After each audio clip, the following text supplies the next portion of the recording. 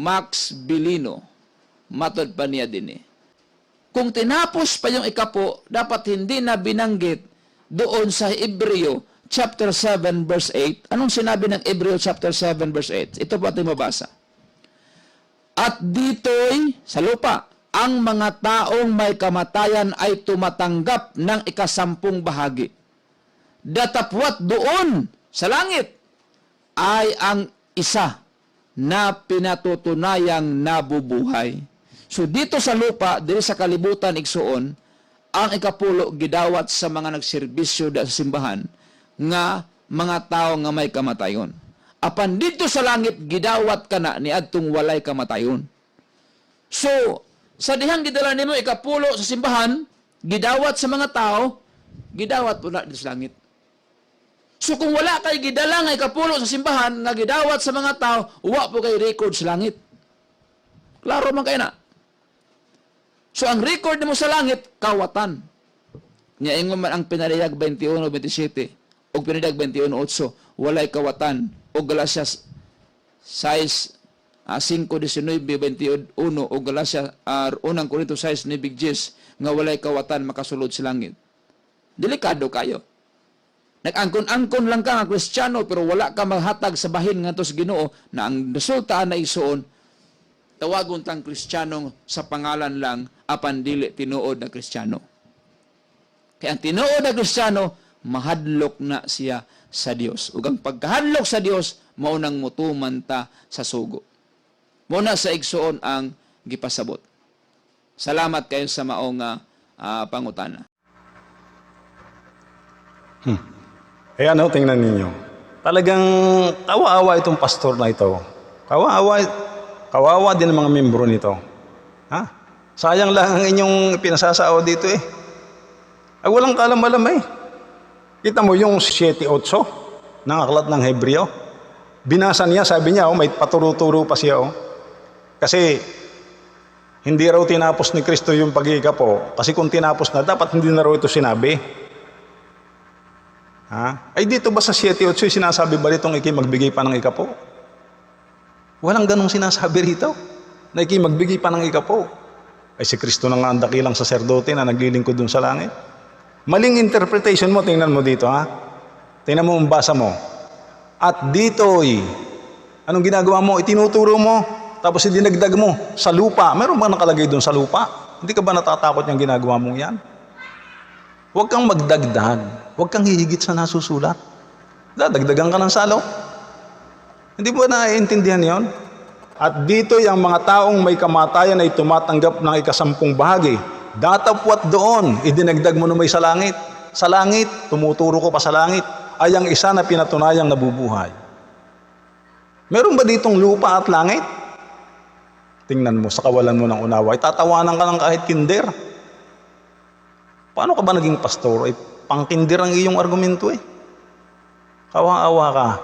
Pastor Ruel Batoto, itong kapwa pastor na ito anak ko po, saan ito nag-aaral? Sanggang bayabasan ito naging teologyan? Ba't ito ginawa ninyong pastor? Meron ba diyang langit at lupa na nakalagay sa 7:8? Ipabasa mo ito doon sa mga nakakaintinding pastor at tatawanan niyan. Pabasa mo ito. Wala dyan lupa at langit na sinasabi. Ang konteksto niyan, pag binasa mo, sinimulan mo doon sa talatang 1, ay isinasaysay ni Pablo yung pagbabayad ng Israelita doon sa mga Libita. At sa isa namang kaso yung nagbabayad na kay Melchizedek. Yun. Dito at doon, yung in this case, parang ganon. Sa ganung pangyayari, ang ibig sabihin. Tingnan mo sa Good News Translation para doon sa madali-dali nating maunawaan. Sablay ang unawa sala sa context. Tingnan mo dito sa Good News Translation. Wala ka ditong mababasang dito doon Sabi rito, in the case, in the case of the priest, the tent is collected by men who die. But as for Melchizedek, the tent was collected by one who lives, as the scripture says. Hindi lupa at langit ang tinutukoy doon. In this case, sa kaso ng mga saserdote, ay sila'y nagbabayad doon sa mga taong may kamatayan. Pero sa kaso ni Melchizedek, ay nagbabayad sila doon sa taong sinasabing nabubuhay magpakailanman. Ngayon nga'y kumakatawan kay Kristo. Wala niyang sinasabing lupa at langit na magbabayad ng... Ikinukwento lang ni Pablo. Nasa ganong senaryo. Walang sinasabi niyang magbayad pa ng ikapo ngayon sa lupa at magbabayad ka na ikapo. Paano kung magbabayad na ikapo sa langit? Si Kristo na nga ang dakilang saserdote na naglilingkod sa makalangit na santuaryo. Ay paano bibigyan na ikapo si Kristo doon? Ay baka ganito ang ginagawa ninyo. Ay nilalagay niyo sa kamay na ganyan ang mga ikasampung bahagi at inihahagis niyo pataas. Ayan, Kristo, kunin mo na yung para sa iyo at ang magpakiamin. Akin. Ganyan, siguro ang ginagawa mo sa pagbibigay ng ikasampung bahagi ng iyong mga naiilak. O ay ilalagay mo ngayon at ihahagis mo pataas. Kristo, kunin mo sayaw. Ang babagsak ay akin. Ikalukuhan. Kasakawalan mo ng unaway, kaya nga pastor na hindi nakakaunawa. Yan ang sabi sa iyo ng Biblia. Kahabag-habag ka. May panahon pa. May panahon pa. Ikaw ay pagsisihan mo yung ginagawa mo at manumbali ka sa Panginoon. Ako, sa pamamagitan ni Kristo ay nakikiusap sa iyo. Be reconciled to God. Iwasan mo na yung mga mali mong turo na yan. Ikaw ay hindi libita, ikaw naman ay hindi saserdote, ay paglabag yan. Singil ka ng singil ng ikapo dyan sa mga Kristiyano, pananagutan mo yan sa Diyos. Korupsyon, scam, ini-scam mo yung mga tao. Mapapabilang ko doon sa pastor na matataka, walang kabubusugan. Pastor na hindi nakakaunawa. Bawat isa ay nagsibaling niya sa kanyang sariling daan, sa kanyang sariling pakinabang. Yan ang nangyayari sa inyo. Nakatingin kayo lagi doon sa pakinabang, kaya kubra kayo ng kubra ng ikapo. Talo niyo pa ang Bombay. Na ang inyong sasangkalanin ni magnanakaw at iibigay sa Diyos. Paano ibibigay sa Diyos? Sabi ba'y sa iyo ibigay? Ang sa Diyos ba'y ang sabi ng Biblia ibigay sa iyo, Pastor Dario Luciñara? O sa saserdote ibigay o sa Libita? Sa Libitico 27, ang ibibigay doon ay kasampung bahagi, mga buti, mga bunga ng kanyang pananim. Ang sinisingil mo na may kahit naman sahod ng mga nag-aaraw, na kaya nga nag-aaraw yun iwala yung per day, bago kumita ng 500 maghapon. Lalo diyan sa Bundok Peninsula, bago kumita na yan 350. Maghapong magtataba sa niyugan. Kukunin mo pa yung 35 na hindi mo naman dapat kuhanin. Kalahating kilong bigas na yon. Kukunin mo pa yung 35 at pag hindi binigyan, sabihin mo yung magnanakaw, tatakutin mo, hindi maliligtas. Gano'ng kawaawang ginagawa mo dyan sa mga tao?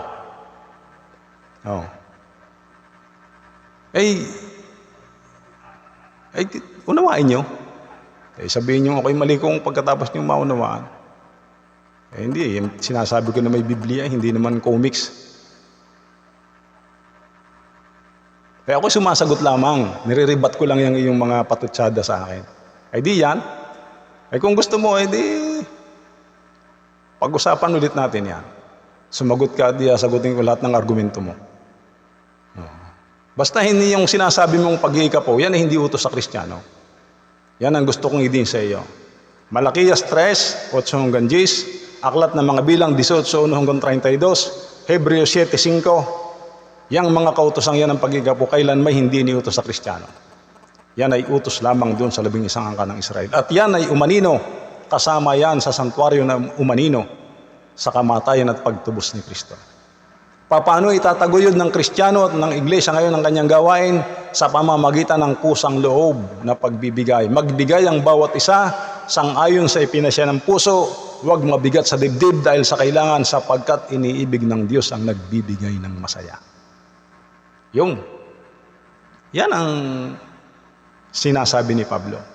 Sabi mo nga sa aklat ng Roma Kapitulo 13, puri sa dapat kapurihan, takot sa dapat katakutan, buwis sa dapat buwisan.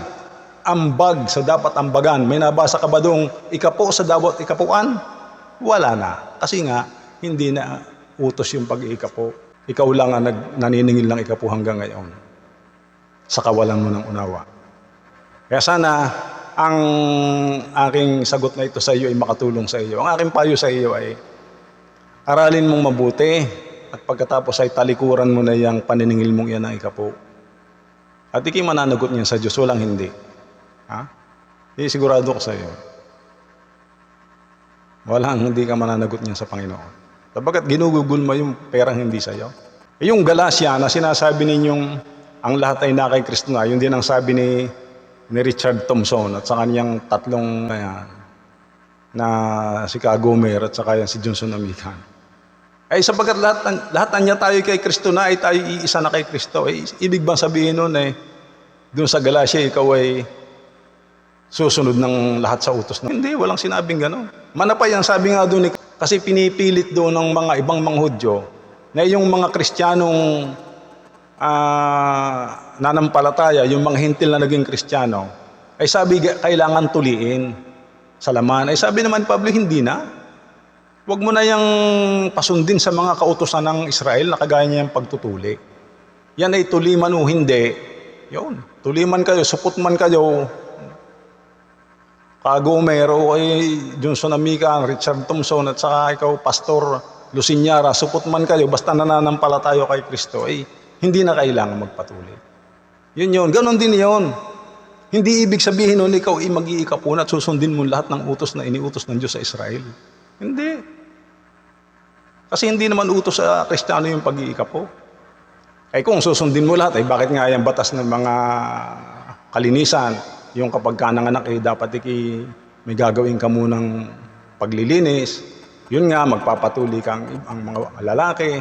O yung Deuteronomy 14, pag-iikapo na every 3 years. Ba't hindi niyo yung ginagawa? Kung sabi mo nga ikaw ay Israelita na, dapat mo sundin lahat ng utos na iniutos sa Israel. Yes, merong mga kautosang ibinigay sa Israel na dapat sundin ng Kristiyano. Pero merong mga partikular na utos na hindi na dapat sundin ng Kristiyano. Katulad nga yan, pagtutuli sa laman. Katulad ng pagbibigay ng 10 bahagi at mga handog na suporta sa saserdote at sa doon sa santuario. Ayan ay mga kautosang talagang particular, exclusive talaga yun doon sa Israel. Hindi tayo kasama dyan. Pag-aralan ninyo. Para kayo hindi mapasama doon sa mga pastor na walang unawa. Ayun lang, yan ay sagot ko lang sa inyo.